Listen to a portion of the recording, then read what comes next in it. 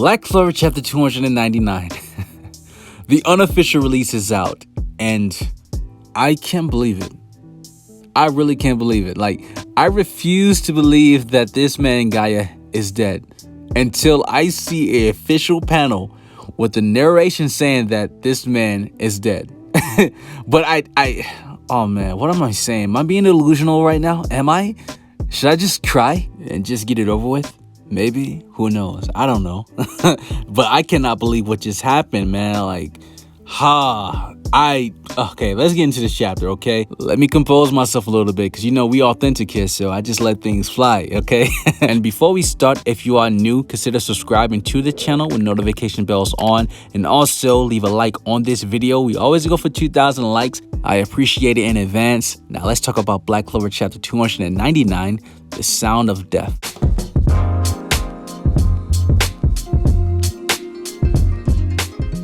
So the chapter begins with the continuation of Megicula showing her dominance and her intimidating factor that she cannot be stopped. Megicula brings up that once your Saint stage dissolves, so will your ability to defeat me. So this lets us know that these devils also know about Saint stage, which means they also should know about arcane, true, ultimate magic. They are more knowledgeable than we thought. Megicula also brings up the fact that her curse warding magic already spread out across this entire area. No one will save you, and even if they manage to show up, there's nothing that can be done. And you guys already know I made theory videos around the people that will show up in this fight against Megicula, and Noelle was one of the main components I do believe that will show up in this fight to save Noelle. Dorothy is another character that can probably enter the battle because she's the only captain that knows the reason why Oscar Silver died, and she knows about the connection of Megicula and the Silver family.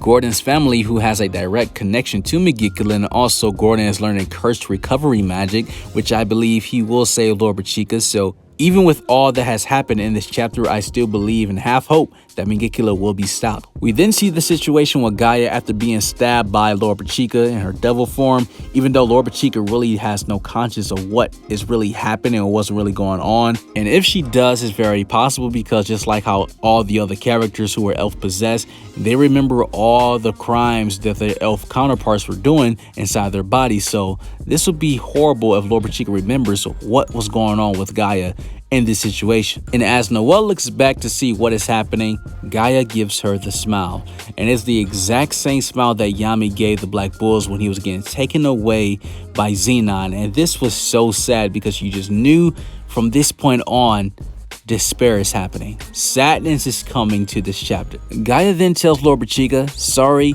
please forgive me, you will not feel a thing. He uses lightning magic to pretty much freeze her temporarily just so he can go after Megicula. This will immobilize her for a few seconds because right now trying to handle Loropechika and also Megicula at the exact same time is too much to handle. From last chapter to this chapter, we get more info on his backstory of why he decided to become the strongest attack mage in the Heart Kingdom, because we already know that Loropechika, she cannot use a single attack spell, so Gaja dedicated his life to protect her and also the country. However, just like the Undine, he also blamed himself for letting Loropechika to get cursed, even though it's not his fault, because he is blaming himself that he wasn't strong enough to take down Vanica and Megicula. And in this flashback, he tells Loropechika that he feels as though he is unfit to be a spirit guardian because he failed to protect her from being cursed. Just like how the Undine felt as though she coddled Loropechika too much to the point where she was not ready and wasn't fit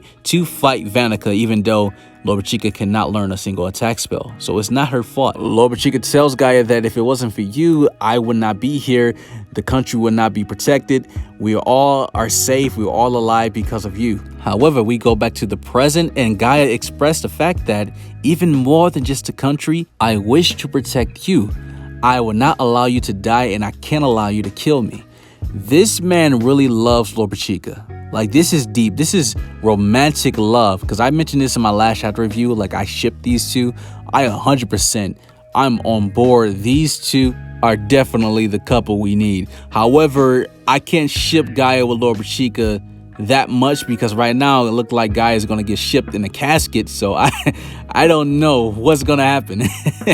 Because while Gaia is heading towards Megicula, he talks about that the wound that Loropechika had on him, he will not die from it. He will use the remaining life force energy that he has into a single magic attack. And when I read this part of the chapter, I was just thinking to myself, like, yeah, this might be it. This might be it for Gaia. And as he heads towards Megicula, you see all these rooms pop up, and he says ultimate lightning magic, which seems like he created the runes to also protect himself, and also a combination of true magic and ultimate magic, which this is something I question a lot. I wanted to know that besides Leopold, Charming, Mimosa, Nero, Noelle, Luck, I wanted to know that if the Spirit Guardians also learned ultimate magic as well, and it seems that way. And honestly, this spell may be one of the strongest spells we've seen this entire arc, if not like top tier, because this spell was also erasing Megicula's Decaying World Spell.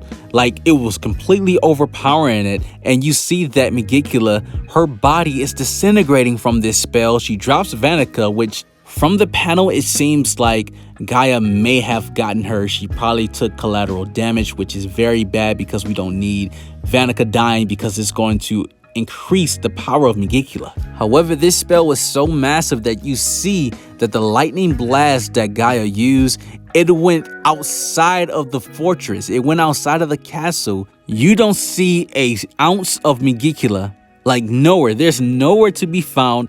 I don't see Vanica, which is a very bad thing, because if Gaia definitely killed Vanica by accident, then this is bad. He did a oopsie in his final moments. However, to me, this is one of the best moments we've seen in this arc, because this was really awesome. This was an awesome spell. However, we see Noelle. She stands up and starts running towards the area. She feels as though one more attack should finish Megicula with her Saint Stage powers. However, when are we going to see Noelle use ultimate magic? Because that's something that we need to see.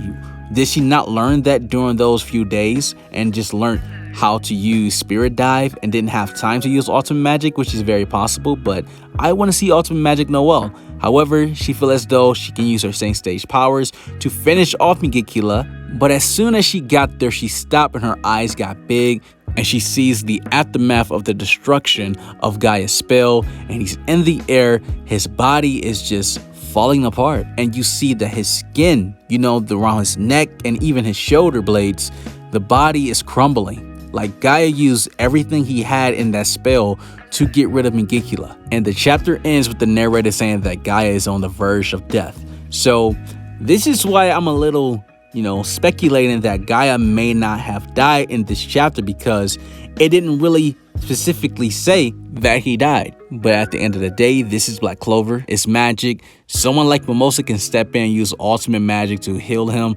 But I doubt it. I really do. Because a part of me, I'm like 90 and 10.